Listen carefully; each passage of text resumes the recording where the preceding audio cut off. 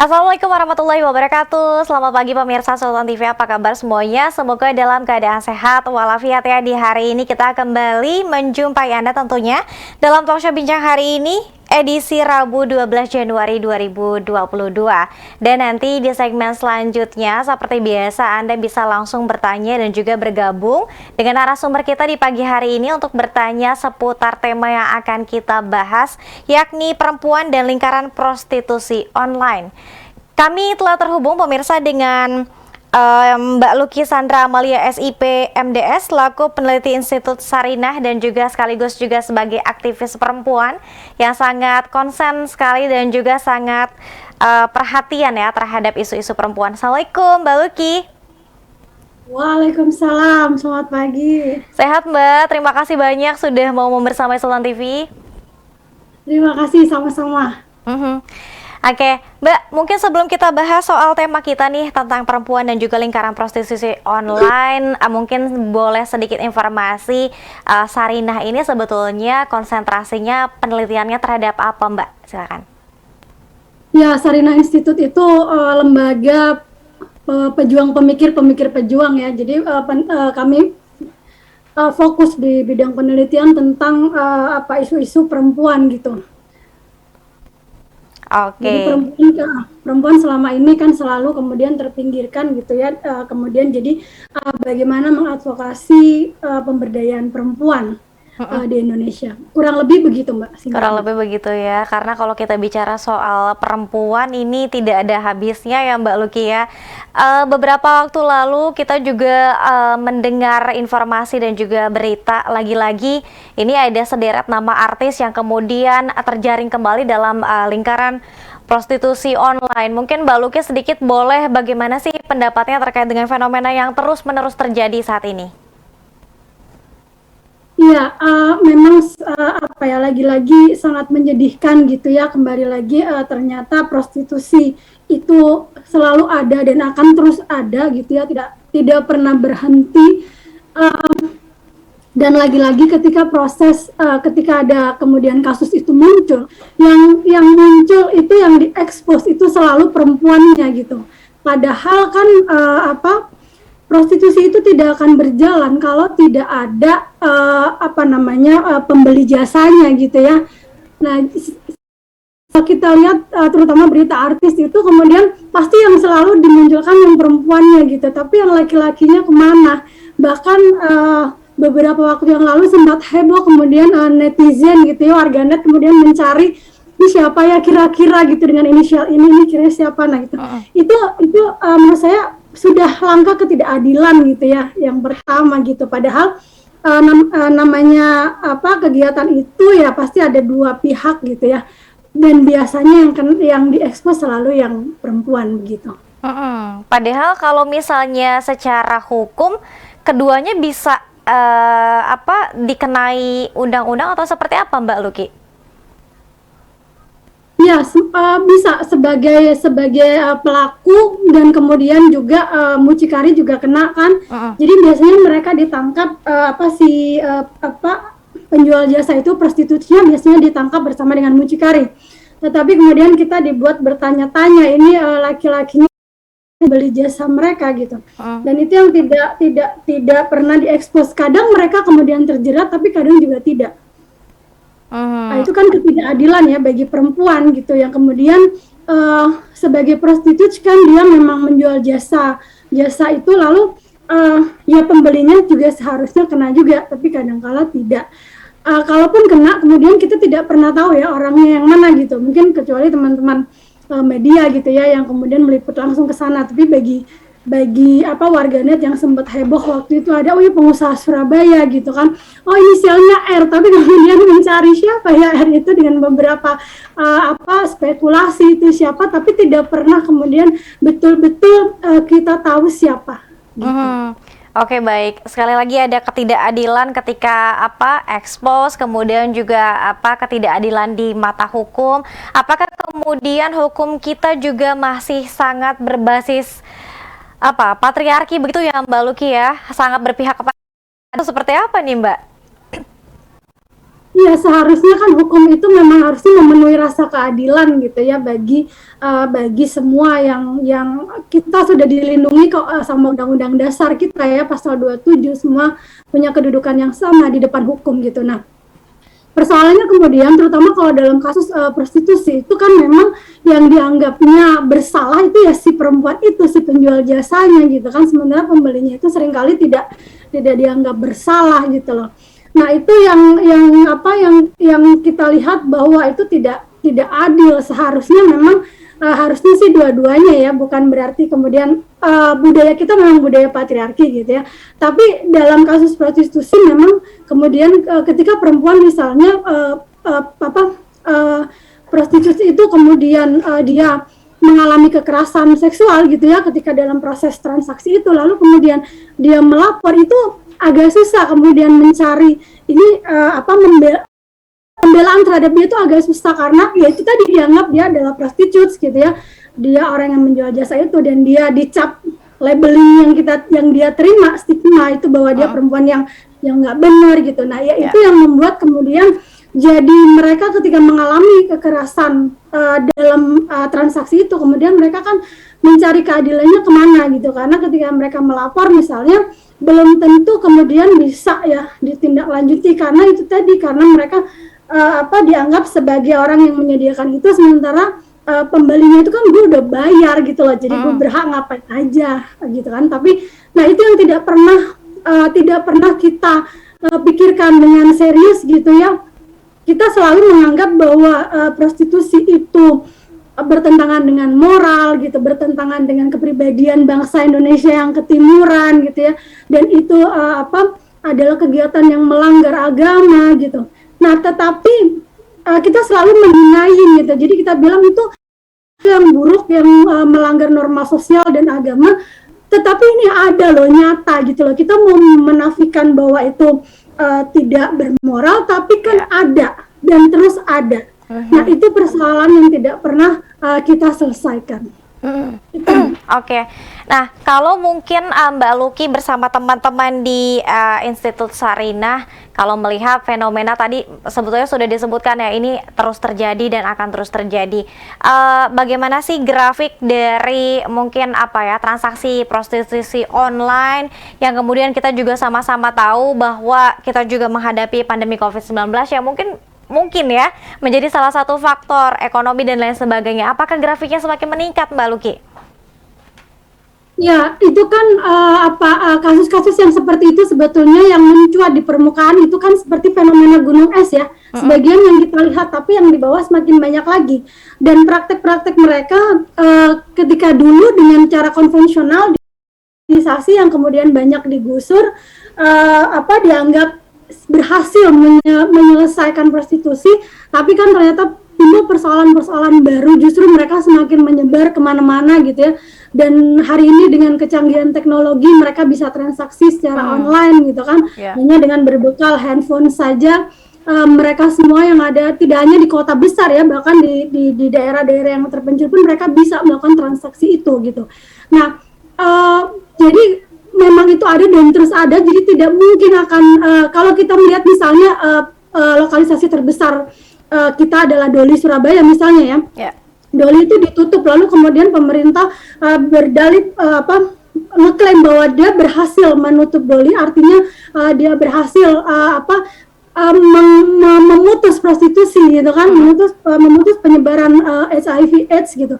Tapi sebetulnya setelah ditutup kan mereka ini tetap tidak bisa kembali ke masyarakat ya, tidak bisa ke daerahnya lagi gitu, karena ketika mereka kembali mereka sudah dicap dengan stigma yang buruk itu, jadi mau tidak mau mereka kemudian mencari cara untuk tetap bertahan hidup. Nah, karena bertahun-tahun lamanya mereka menggeluti pekerjaan itu, jadi kan akhirnya alternatifnya ya tetap bekerja di situ, tapi kemudian berpindah tempat saja gitu kan. Kalau dulu malah dilokalize, sekarang malah tersebar kemana-mana dan bisa secara online juga gitu. Nah, jadinya sementara pengambil kebijakan merasa bahwa dengan penutupan lokalisasi itu dia sudah berhasil, itu kan padahal menimbulkan persoalan yang lain yang kemudian dinafikan ya, dinaing gitu, bahwa nggak ada gitu. gitu, dan itu sesuatu yang buruk, itu yang tidak akan pernah selesai sih, Mbak.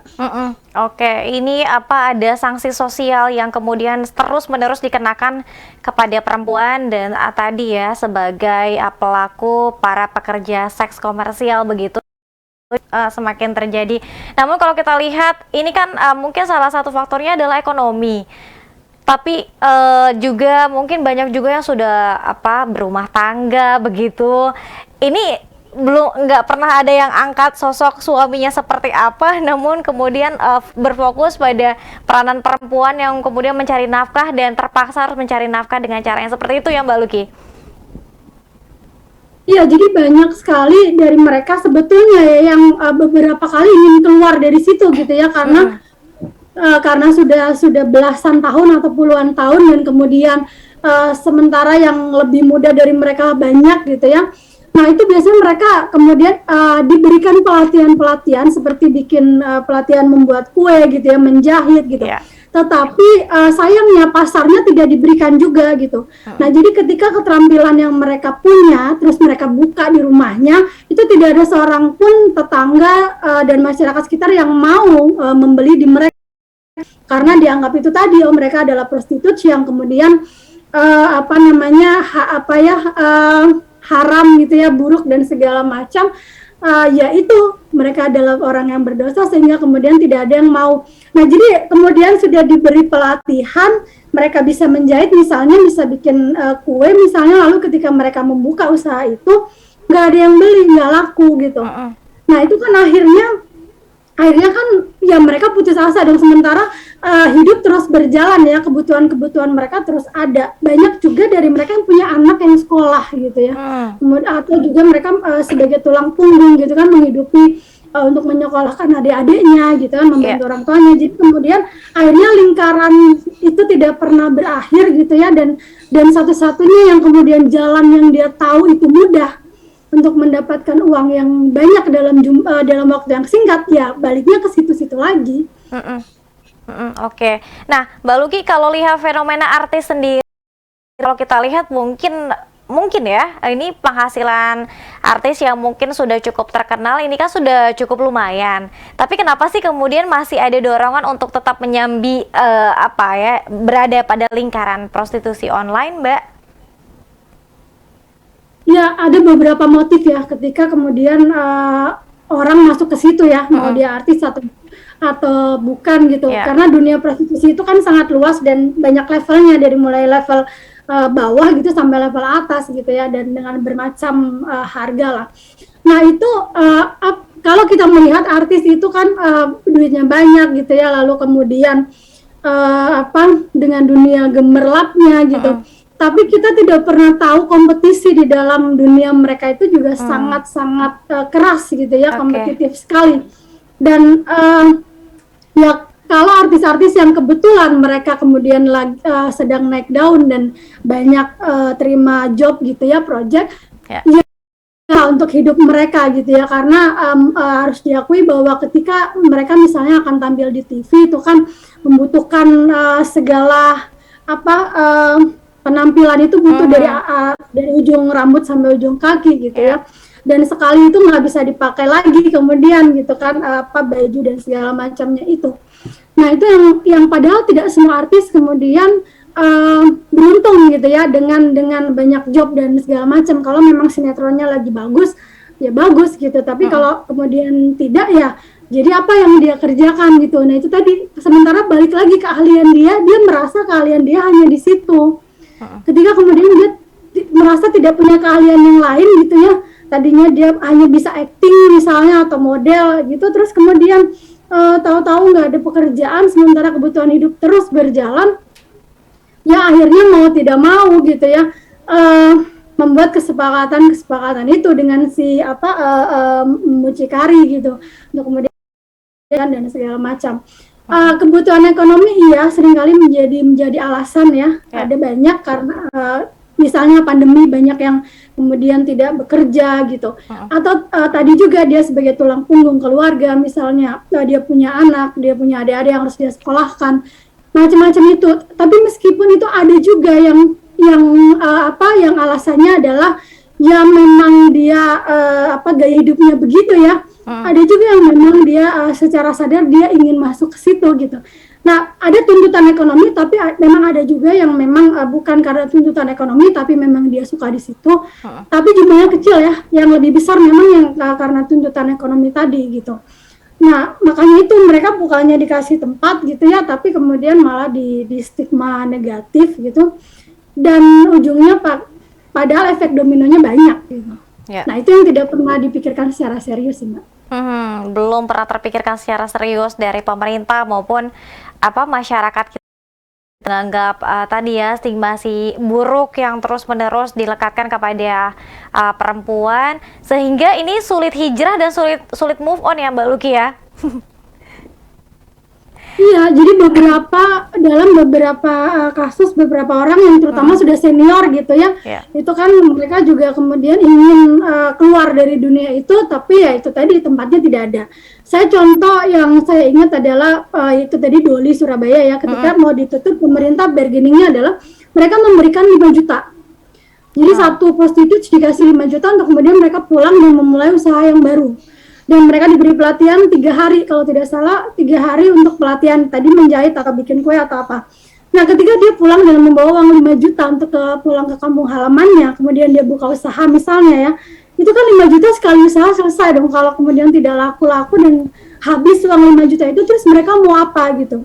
Sedangkan mereka tidak bisa bekerja karena yaitu tadi stigma buruk yang sudah kan pada mereka. Belum tentu mereka diterima juga loh ketika pulang ke kampung halamannya. Lalu mereka akan kemana gitu kan. Akhirnya ya satu-satunya jalan yang mereka tahu ya mereka balik ke situ lagi gitu. Nah, akhirnya lingkaran setan itu tidak pernah terputus gitu kan.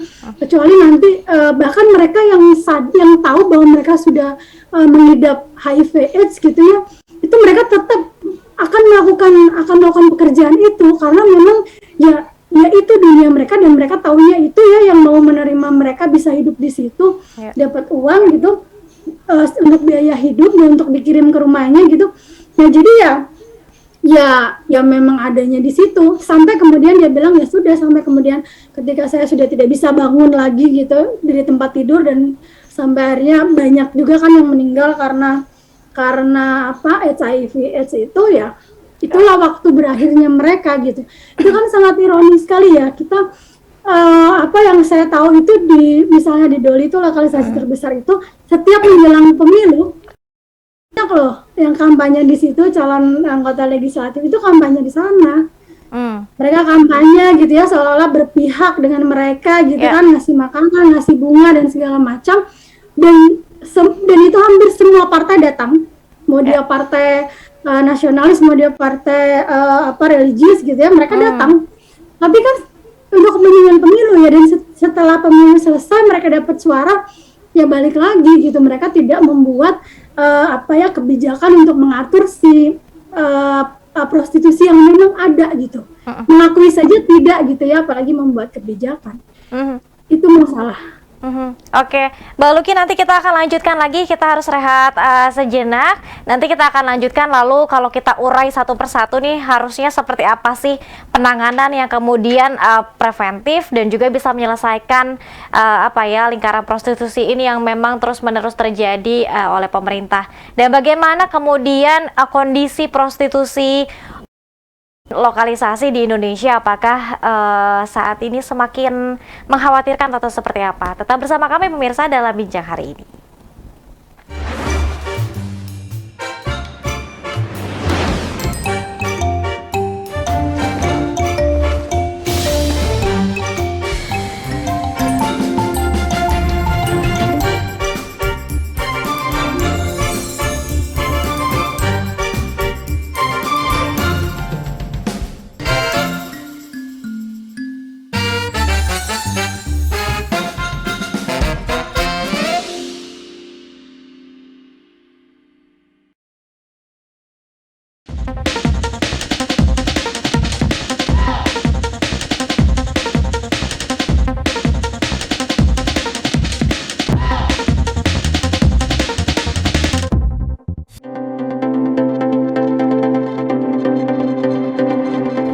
Rancangan atau Master Plan Istana Ibu Kota Negara Baru Mahakarya Nyoman Nuarta telah disetujui oleh Presiden Republik Indonesia Joko Widodo. Desain Istana IKN baru telah dipamerkan Nyoman melalui akun Instagram pribadinya. Ia menuturkan rancangan Istana Ibu Kota Baru telah dipresentasikan bersama Menteri Sekretaris Negara Pratikno, Menteri Pekerjaan Umum dan Perumahan Rakyat atau PUPR Basuki Hadi Mulyono, dan Direktur Jenderal Cipta Karya Diana Kusumastuti. Sekilas, bentuk istana seperti burung yang tengah mengepakkan sayapnya di tengah gedung Garuda tersebut. Terdapat bangunan yang dilapisi kaca berwarna hijau. Struktur bangunan berada atas sebuah bukit dan dipisahkan dengan jalan.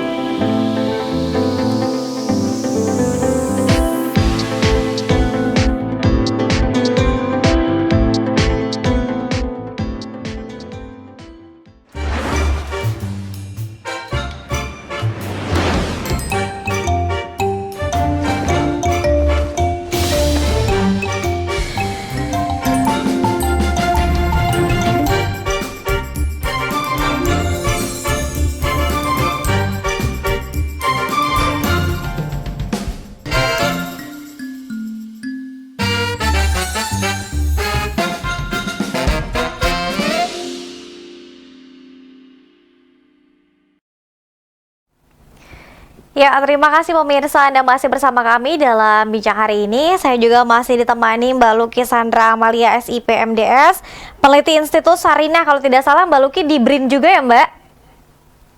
Iya, saya peneliti juga di Pusat Riset Badan Riset Inovasi Nasional, dulu LIPI ya, sekarang bertransformasi menjadi Badan Riset dan Inovasi Nasional BRIN. Oke. Ini BRIN fokusnya juga di bidang perempuan, penelitian perempuan. Ya, ada. Kalau di BRIN ada beberapa ya. Kebetulan saya memang penelitian tentang perempuan gitu. Kemudian tentang isu-isu pembangunan juga ada persoalan perempuan di dalamnya gitu ya. Terkait dengan pemilu, parlemen, partai politik ya. Ada juga di situ persoalan perempuan di dalamnya gitu. Oke. Mbak Luki, seperti tadi ya sempat kita jeda di segmen sebelumnya bahwa bagaimana sih kemudian fenomena prostitusi dan juga lokalisasi yang terjadi di Indonesia. Apakah kemudian negara Indonesia menjadi salah satu negara yang cukup mengkhawatirkan nih untuk fenomena ini, atau seperti apa kalau dibandingkan dengan negara lain? Iya.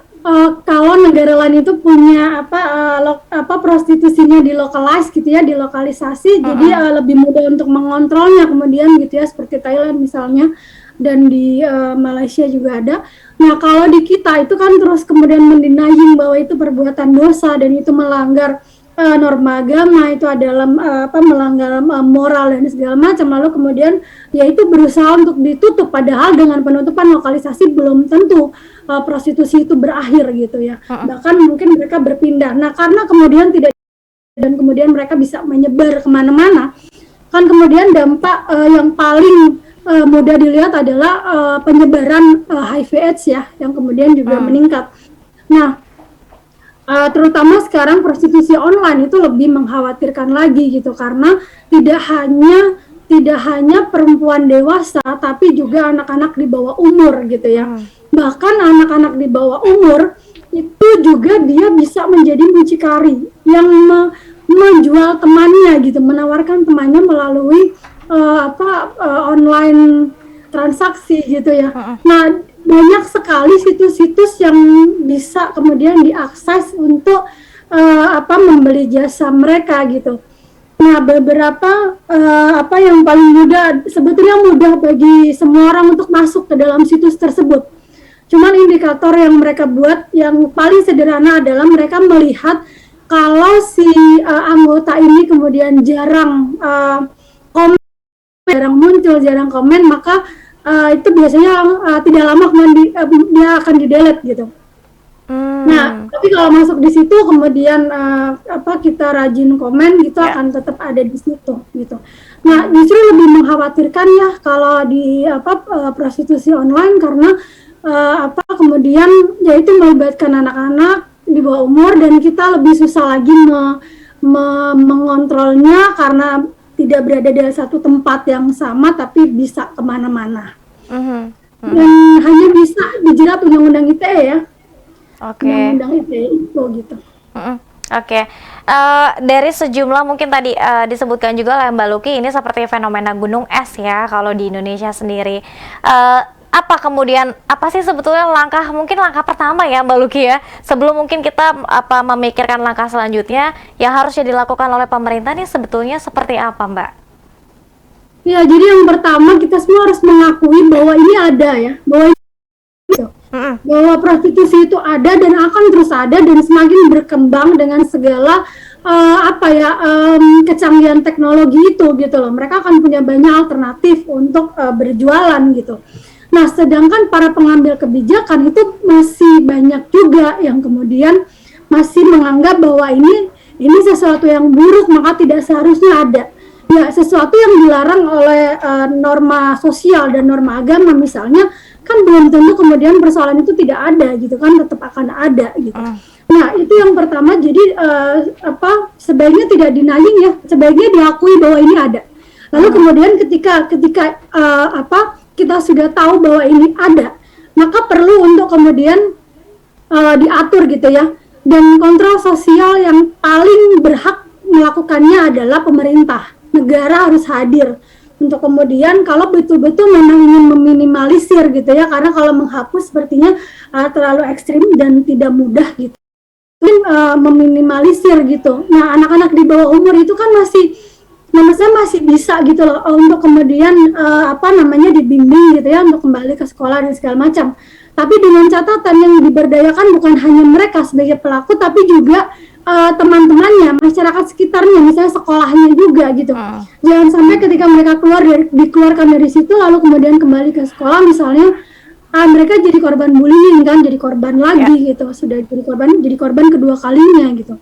Nah, jadi ini saja ya sekarang misalnya mereka mengalami kekerasan seksual di dalam proses itu, mereka juga tidak bisa mengadu kemana-mana.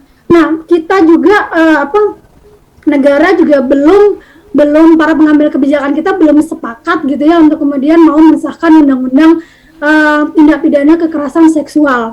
Padahal kan yang paling rentan mengalami kekerasan seksual yang mereka ini prostitusi itu kan sebagai penjual seks gitu kan. Nah, yaitu negara belum hadir untuk melindungi semua warga negara ya, karena undang-undang itu saja juga belum. Nah, banyak pihak kemudian khawatir kalau undang-undang ini kemudian disahkan, maka justru dianggap mendukung prostitusi gitu, melegalkan gitu. Nah, belum ada undang-undang juga mereka sudah ada kok gitu ya, mereka ada sudah lebih dulu dan sudah lama ada, tapi memang belum pernah diakui dan belum pernah diatur. Justru sebetulnya mereka akan merasa terlindungi bagaimanapun, siapapun mereka, apapun pekerjaannya, mereka adalah warga negara Indonesia yang sama dengan kita semua ya, punya hak dan kewajiban yang sama, dan kita harus hadir melindungi mereka juga gitu. Nah, setidaknya dengan adanya undang-undang TPKS itu, kemudian pertama itu dulu, jadi mereka terlindungi ketika proses transaksi seksual, kalau ada kekerasan, ya mereka kemudian tahu bahwa negara itu hadir untuk melindungi mereka. Karena kan selama ini yang mereka sebagai penjual jasa itu kan kemudian diperlakukan semena-mena gitu ya oleh si pembeli jasanya gitu loh. Sebetulnya undang-undang TPKS itu tidak hanya untuk melindungi perempuan, karena korban kekerasan seksual itu juga ada laki-laki meskipun jumlahnya lebih sedikit gitu ya dibandingkan dengan perempuan.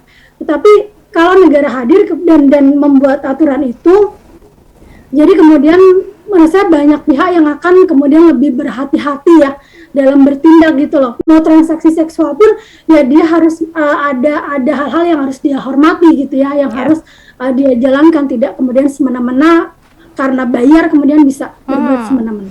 Betul, karena memang membayar dengan harga yang mungkin cukup tinggi, kemudian mungkin merasa bahwa si perempuan ini sudah menjadi miliknya, kemudian tadi ya semena-mena dan juga melakukan kekerasan terhadap perempuan begitu.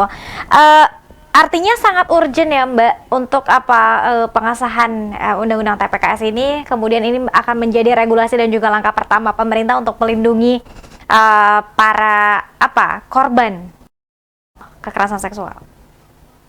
Iya, sangat urgent karena setiap hari kasus kekerasan seksual yang terlaporkan gitu ya itu semakin banyak, semakin meningkat gitu loh. Memang itu yang di permukaan kita yang melihat di permukaan saja kita udah melihat dia semakin bertambah, apalagi yang ada di bawah permukaan gitu ya. Dan kadang-kala korban kekerasan ini kemudian ketika mau melapor, mereka masih belum yakin bahwa laporan mereka itu akan ditindaklanjuti gitu loh. Bahwa ketika mereka melapor si pelaku itu akan mendapatkan hukuman gitu. Karena itu tadi tidak ada undang-undang khusus yang melindungi mereka. Kalau ada undang-undang khusus yang melindungi mereka, saya yakin akan lebih banyak lagi korban kasus kekerasan seksual yang berani menyuarakan ketidakadilan yang menimpa dia gitu ya.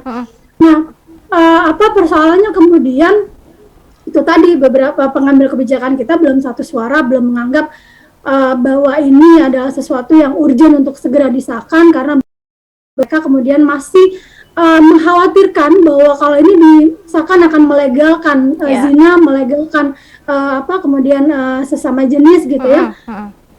Padahal itu memang sudah ada dari lama gitu, dan sebetulnya siapapun mereka tetap punya hak yang sama untuk dapat perlindungan itu gitu. Yang penting adalah ketika kita menjadi korban, kita tahu kemana harus mendapatkan keadilan gitu loh. Dengan melapor itu kan kita sudah namanya korban kekerasan seksual, melapor itu kan sudah harus membangun kepercayaan diri yang sangat luar biasa gitu ya. Yang bisa menutupi rasa malunya, kemudian dianggap dia membuka aib dirinya dan keluarganya gitu kan. Tapi kemudian sudah dengan segala sekuat tenaga itu ternyata tidak dapat keadilan juga gitu, karena tidak ada payung hukum yang khusus untuk itu. Selama ini kan kalau misalnya anak di bawah umur ya pakai undang-undang perlindungan anak gitu ya, kalau yang bahasa ya dia pakai KUHP saja gitu. Atau mungkin jangan-jangan ini ada satu sinyalir oknum ya Mbak Luki ya, pengambil kebijakan yang juga menjadi pelanggan, jangan-jangan ya Mbak, jadi merasa takut kalau melegalkan TPKS ya. Oke. Bisa jadi ya, tapi sebetulnya kan korbannya bukan hanya perempuan, karena mereka melihat ini perempuan minta apa lagi sih, mau apa lagi gitu. Ini perempuan bukan meminta gitu ya, tapi memang kewajiban negara untuk hadir, dan seharusnya mereka tahu bahwa korban kekerasan seksual bukan hanya perempuan loh, tapi laki-laki juga. Dan bagi laki-laki itu lebih susah bagi mereka untuk kemudian menceritakan pengalaman buruknya kepada orang lain gitu ya, karena selama ini sebagai laki-laki kan mereka diposisikan, dipersepsikan sebagai makhluk yang kuat gitu ya. Kalau kemudian mereka mengalami kekerasan seksual itu kan sama artinya dengan mereka di diri mereka sendiri gitu loh. Dan itu sangat memalukan untuk kemudian mereka melaporkan ke pihak yang berwajib gitu ya. Kecuali memang ada undang-undangnya, kemudian dibikinkan safe space gitu ya, jadi ruang yang aman dan nyaman bagi mereka untuk menceritakan persoalannya. Itu biasanya akan lebih mudah, akan lebih cepat gitu loh, dan para pelaku itu akan lebih kemudian ada efek jerahnya lah, untuk kemudian mereka mau mengulang lagi itu mikir-mikir lah. Oke. Mbak Luki, kalau kita lihat budaya patriarki yang ya sebetulnya sudah sejak dahulu ya di Indonesia, kemudian mengakar sampai saat ini, kemudian tadi ada negara tidak hadir, masyarakat juga tidak berterima ketika misalnya bertemu dengan mantan PSK begitu ya. Sulit tidak sih Mbak untuk kemudian bersama-sama ayo kita ubah mindset dan juga budaya kita? Seperti apa nih Mbak? Iya, mengubah budaya itu kan memang susah banget ya, karena budaya itu sudah kita yakini gitu ya sejak kita lahir gitu sampai hari ini gitu kan. Dan itu sudah berpuluh-puluh tahun kita yakini bahwa itu sesuatu yang benar gitu. Nah, dan tidak semua orang kemudian mendapatkan pendidikan yang cukup untuk dia menyadari bahwa itu budaya bukan kodrat gitu. Itu yang masih banyak belum bisa diterima sampai hari ini gitu. Dan apalagi tadi transaksi masih timpang gitu ya, kalau dia kemudian pelakunya ya tidak diekspos, dia bisa aman dan tentram gitu, karena yang salah adalah penyedia jasanya dan mucikarinya gitu. Mengubah budaya memang tidak mudah, tapi ada langkah awal yang bisa kita masing-masing pribadi untuk bisa melakukan ya. Terutama memang kalau kita masyarakat ya, kita hanya bisa kemudian misalnya kita mengetahui ada yang yang beberapa yang terungkap itu kan juga ada laporan dari masyarakat kan, misalnya di apartemen itu kok sering lalu lalang perempuan gitu, lalu kemudian ada yang mereka merasa terganggu, mereka lapor ke polisi dan kemudian ditindak gitu kan. Tapi ada tapi menurut saya sih akan lebih banyak lagi yang tidak melapor gitu kan, selama si tetangga ini tidak merasa terganggu kan dia tidak akan lapor gitu. Nah itu yang pertama. Lalu yang kedua itu kesadaran kontrol sosial dari masyarakat sih sebetulnya ya, bisa juga untuk menghentikan transaksi itu. Lalu kemudian ya lagi-lagi memang yang paling punya hak berwenang untuk melakukan kontrol sosial ya pemerintah gitu ya, negara hadir. Setidaknya itu dulu. Jadi ketika ada proses ada undang-undangnya sudah ada, payung hukumnya sudah ada, lalu kemudian akan turun ke bawah gitu efeknya gitu loh.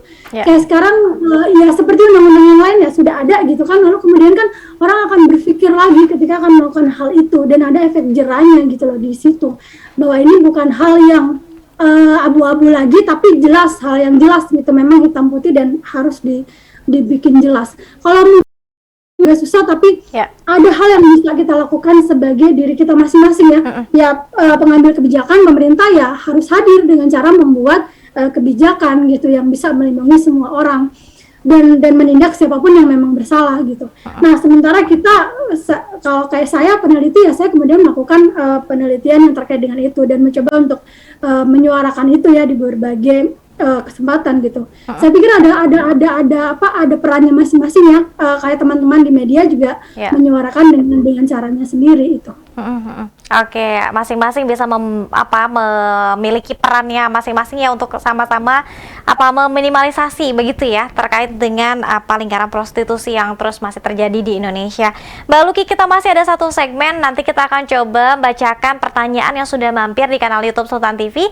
Nanti dicoba dijawab juga oleh Mbak Luki ya. Tetap bersama kami pemirsa dalam Bincang hari ini.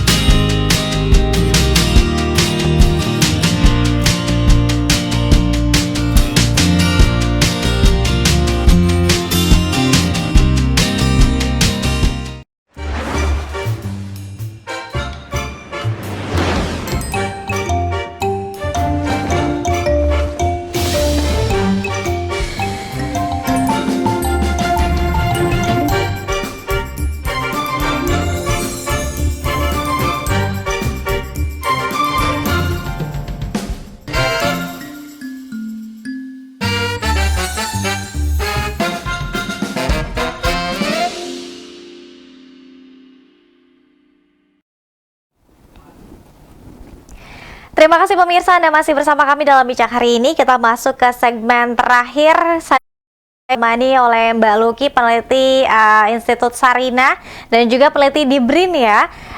Kita akan coba membacakan beberapa pertanyaan nih Mbak. Ternyata sudah ramai sekali nih di kanal YouTube Sultan TV yang ingin bertanya kepada Mbak Luki. Saya coba bacakan satu persatu.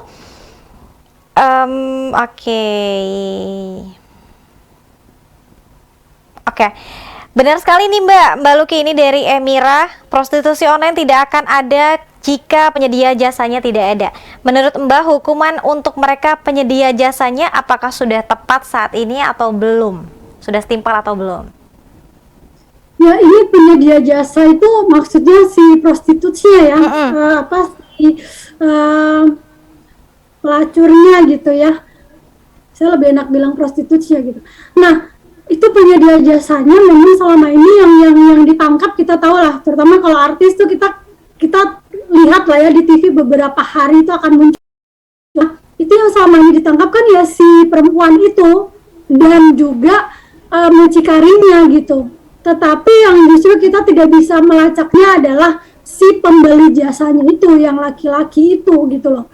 Karena dia tidak pernah diekspos bersamaan dengan si korban pelaku namanya ya, perempuan itu namanya pelaku korban. Jadi dia tidak pernah diekspos bersama dengan prostitut dan mucikarinya. Ya. Dan bahkan dalam kasus yang beberapa bulan yang lalu itu ramai sekali di dunia maya, karena semua netizen kemudian bertanya-tanya siapa ya pembeli jasanya, mungkin dia pengusaha, inisialnya R, siapa ya, kemudian ramai sekali di situ dan beberapa nama kemudian ditembak bahwa itu bukan mereka ternyata gitu. Nah, artinya sebetulnya kalau ada proses jual beli itu kan nggak mungkin ada penyedianya aja tapi nggak ada yang beli gitu ya. Harusnya yang kemudian disalahkan ya dua-duanya gitu loh. Si si pembeli jasanya itu yang justru selama ini seringkali kemudian ditutupi, tidak pernah diekspos gitu. Apakah kemudian dia dipenjara atau tidak, itu juga lebih kemungkinannya lebih kecil gitu ya dibandingkan dengan kalau udah langsung kalau pelaku si penjual jasanya si perempuannya itu dan mucikarinya udah pasti di penjara bersama-sama gitu loh, diekspos bareng, ditangkap bareng, di penjara bareng. Tapi kalau yang lagi-lagi itu justru ya yang kita tidak pernah melihat, jarang sekali mereka dimunculkan kecuali kemudian bocor gitu ya, dan itu ya mau nggak mau harus muncul gitu. Jadi tidak bisa menyalahkan, tidak bisa menghukum hanya si penjual jasanya saja, tapi pembelinya juga harus dapat perlakuan hukum yang sama sih seharusnya ya. Cuman karena tadi lagi-lagi karena pembeli ya dia beli, dia bayar, maka kadang-kala juga dia lolos dari jeratan hukum gitu. Oke, kita ke pertanyaan selanjutnya Mbak Luki. Benarkah dalam Kitab Undang-Undang Hukum Pidana atau KUHP ada ketentuan yang dapat menjerat pekerja seks komersial atau PSK? Ketentuan dalam KUHP hanya berlaku untuk mucikari saja, betul atau tidak Mbak? Ada di dalam KUHP ada, tapi tidak spesifik gitu ya memang ya, karena itu di KUHP itu kan berlaku untuk semua hal gitu ya, dan dia netral gender gitu. Jadi semua hal ada di situ gitu loh, semua tindakan pidana itu masuk di dalam KUHP. Tapi yang kemudian khusus mengatur itu dia kadang-kadang masuknya di pencabulan gitu ya, dia masuknya karena memang tidak ada khusus untuk membahas soal itu. Makanya tadi karena kita terus mendenying bahwa ini sesuatu yang tidak seharusnya ada karena melanggar norma sosial dan agama, maka kemudian ya udah nggak usah dibahas, itu tabu untuk dibicarakan dan segala macam. Jadi kita tidak pernah serius untuk kemudian mengatur soal dan mereka gitu. KUHP ada tapi netral, dan itu masuknya dengan kata yang lain gitu ya, dengan kategori ya dia masih sama gitu tapi kategorinya yang lain. Oke, baik. Ini pertanyaan selanjutnya, bagaimana ketentuan pidana PSK yang berada di localized dengan perbedaan pidana dengan pelaku di prostitusi online, Mbak Luki?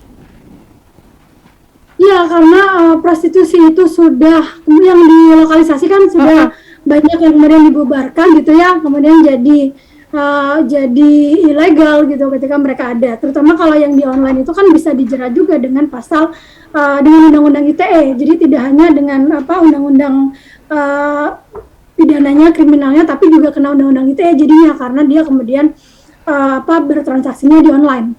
Jadi sudah ada undang-undangnya ya, sudah ada perangkat yang menjerat mereka gitu ada. Cuman yang belum ada adalah ya, tapi memang tidak spesifik ya, karena kalau undang-undang ITE itu kan bisa menjerat banyak hal ya, ujaran kebencian juga pakai undang-undang ITE gitu loh. Tapi ketika kemudian si penjual jasa ini mengalami kekerasan seksual, itu yang tidak ada juga. Dan ranahnya kadang beda. Kalau kemudian itu anak di bawah umur ya dia pakai undang-undang perlindungan anak. Jadi tergantung ya perangkat hukum yang ada dan dia masuk dalam kategori apa gitu ya. Oke, baik. Kita ke pertanyaan selanjutnya Mbak. Ini mungkin pertanyaannya agak menggelitik juga ya. Betul tidak sih prostitusi online dan juga kegiatan lokalisasi kena pajak, kemudian pajaknya masuk ke negara? Silakan Mbak. Ya, saya lokalisasi yang terbesar di Asia Tenggara gitu itu Doli di Surabaya dulu ya. Tentu dia bayar pajak yang banyak gitu ya, dan bahkan kalau ada pembangunan jembatan misalnya, pembangunan gapura, bahkan pembangunan rumah ibadah juga itu kemudian mereka nyumbang loh. Mereka nyumbang hal sosial itu mereka nyumbang. Tetapi ketika mereka mengalami masalah tidak ada yang membantu mereka. Ya, bahkan ketika misalnya mereka ada yang meninggal di lokalisasi dan harusnya dikuburkan di situ, itu kadang ditolak oleh warga, tidak boleh dikuburkan di sana karena dia prostitusi gitu. Nah itu kan kita tuh kadang-kala kita punya standar ganda ya, kita punya kita nggak balance melihat sesuatu itu. Jadi kalau kita, mereka kan tinggal di situ gitu kan, mereka tinggal di situ, jadi mereka wajib dong bayar iuran gitu kan. Tapi kemudian ketika mereka ada masalah ya angkat tangan, karena mereka di situ hanya bekerja gitu. Nah itu persoalan yang dihadapi oleh mereka loh, karena itu tadi mereka tidak ada hukum yang mengatur soal mereka. Dan harusnya kalau memang masyarakat tidak mau terima di daerahnya misalnya ya ada prostitusi, ya berarti jangan narik apapun dari mereka gitu loh, karena menarik juga dari mereka. Oke, cukup dilematis ya Mbak Luki ya. Oke, kita ke pertanyaan selanjutnya. Mengapa sih Mbak prostitusi online masih membutuhkan mucikari, padahal itu kan chatting-chattingan bisa langsung, jadi tidak harus ada mucikari kah? Seperti apa Mbak? Ya banyak, ada juga yang langsung ya, ada juga yang langsung. Tapi kalau langsung kan berarti harus kitanya gitu loh yang aktif nyari gitu ya. Tapi kalau lewat mucikari itu biasanya lebih mudah karena dia agennya lah ya, mereka yang nyari. Jadi si prostitusinya itu tinggal nunggu telepon aja gitu. Jadi dia masih bisa melakukan hal-hal yang lain gitu ya, misalnya dia masih bisa melakukan pekerjaannya atau pendidikannya gitu.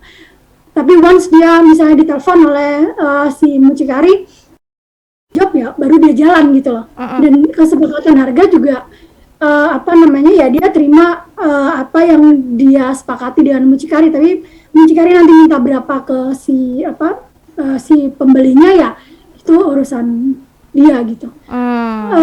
Sebetulnya ya itu teknis aja sih dan banyak sebetulnya yang langsung ya.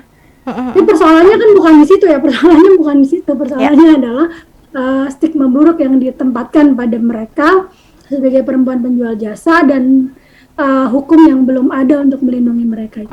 Lagi-lagi terbentur soal regulasi dan juga hukum yang kemudian memberikan perlindungan.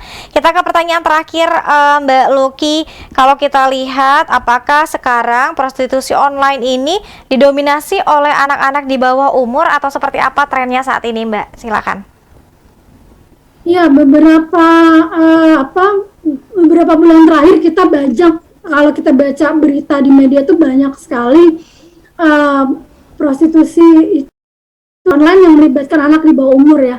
Dan ada juga banyak juga beberapa yang kemudian ditangkap itu mucikarinya juga sama temennya mereka sendiri gitu. Artinya anak di bawah umur juga, anak 18 tahun gitu ya, ada yang 20 tahun itu sudah bisa menjadi mucikari menawarkan temannya loh. Dan itu kan sangat mengkhawatirkan ya, sedangkan mereka itu kan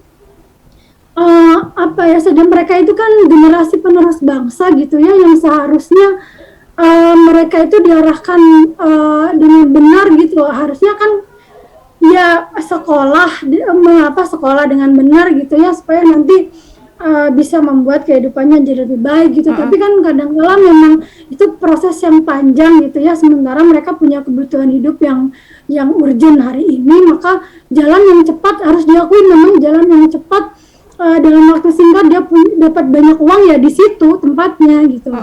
Nah, terus kemudian perlindungan keluarga juga mungkin seperti kebanyakan di keluarga kan kita tidak pernah membicarakan soal itu ya. Soal seksual, pendidikan seksual tuh tidak pernah ada gitu. Mungkin di sekolah dasar juga nggak ada, baru ada kalau saya sih dulu di SMP, SMA gitu ya, baru ada gitu. Nah, kita nggak pernah membicarakan soal-soal itu di dalam keluarga karena itu dianggap tabu gitu ya. Akhirnya kita ngomongnya sama teman gitu.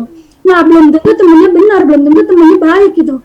Jadi akhirnya kalau temennya sama kayak gitu juga ya akhirnya terperangkaplah dia di dalam dunia itu gitu. Oke, baik, terima kasih banyak Mbak Luki. Sebetulnya ini masih ada banyak sekali pertanyaan, namun mohon maaf pemirsa tidak bisa kita bacakan. Nanti semoga kita ada sesi selanjutnya bersama Mbak Luki masih membahas soal perempuan, karena kalau kita bahas soal perempuan, regulasi kebijakan, pokoknya hal-hal yang berkaitan dengan perempuan ini tidak ada habisnya ya Mbak ya. Terakhir Mbak Luki, silakan apa yang ingin disampaikan terkait dengan tema kita hari ini, silakan. Ya, kita mulai harus mengakui ya bahwa prostitusi itu terus ada, apalagi hari ini dengan kecanggihan teknologi itu di dunia maya yang begitu luas, mereka akan jadi lebih mudah untuk melakukan transaksi. Nah, sementara itu kita dan beberapa pengambil kebijakan masih beranggapan bahwa ini sesuatu yang tabu untuk dibicarakan, sesuatu yang tidak seharusnya terjadi tapi padahal terjadi. Nah, kemudian yang kedua, ya yang pertama adalah kita harus mengakui bahwa mereka ada dan akan terus ada. Yang kedua adalah untuk memikirkan bagaimana meminimalisir ini, terutama untuk mengentas anak-anak di bawah umur ya dari dunia itu. Yang paling dekat dan sudah ada sebetulnya adalah RUU TPKS itu sudah ada, tinggal disahkan menjadi Undang-Undang TPKS. Saya berharap bahwa para pengambil kebijakan itu, legislator itu kemudian satu suara, tidak kemudian berpikir bahwa ini untuk akan melegalkan zina, akan melegalkan prostitusi, akan melegalkan LGBT misalnya. Ya, seharusnya warga negara Indonesia siapapun itu, bagaimanapun mereka, apapun pekerjaannya, latar belakangnya apapun, mereka adalah warga negara Indonesia yang sama dengan kita, yang dilindungi oleh Undang-Undang Dasar, dan seharusnya juga mereka mendapatkan perlakuan yang sama di depan hukum dan pemerintahan, dan undang-undang itu memang berlaku untuk siapa saja, dan ini urgent banget karena setiap hari selalu banyak muncul kasus-kasus prostitusi online anak dan juga kekerasan seksual yang mereka alami. Jadi saya berharap semoga anggota legislatif kita segera mensahkan bersama pemerintah, segera mensahkan RUU TPKS menjadi undang-undang tindak pidana kekerasan seksual. Oke. Terima kasih. Terima kasih banyak sekali lagi Mbak Luki Sandra Amalia, SIP MDS, peneliti Institut Sarina. Sehat selalu. Sekali lagi terima kasih Mbak Luki atas waktunya. Semoga penelitian-penelitian yang dilakukan ini bisa memberikan kontribusi meminimalisasi tadi ya Mbak soal fenomena prostitusi online, kemudian juga kekerasan dan juga pelecehan seksual terhadap perempuan. Dan juga tadi sekali lagi disebutkan oleh Mbak Luki, sebegitu urgentnya ini RUU TPKS harus segera disahkan menjadi Undang-Undang TPKS sehingga diberikan perlindungan untuk perempuan. Terima kasih Mbak Luki dan pemirsa, terima kasih banyak. Mohon maaf pertanyaan tidak bisa kami sebutkan satu persatu. Semoga nanti bisa kembali lagi bersama Mbak Luki dengan pembahasan lainnya. Terima kasih pemirsa, besok kita tentunya akan kembali lagi hadir di jam yang sama, jam 9 pagi sampai jam 10 pagi dalam talk show Bincang hari ini. Akhir kata saya Dea Lintawengi beserta seluruh kerabat kerja pamit undur diri. Terima kasih atas kebersamaan Anda. Wassalamualaikum warahmatullahi wabarakatuh.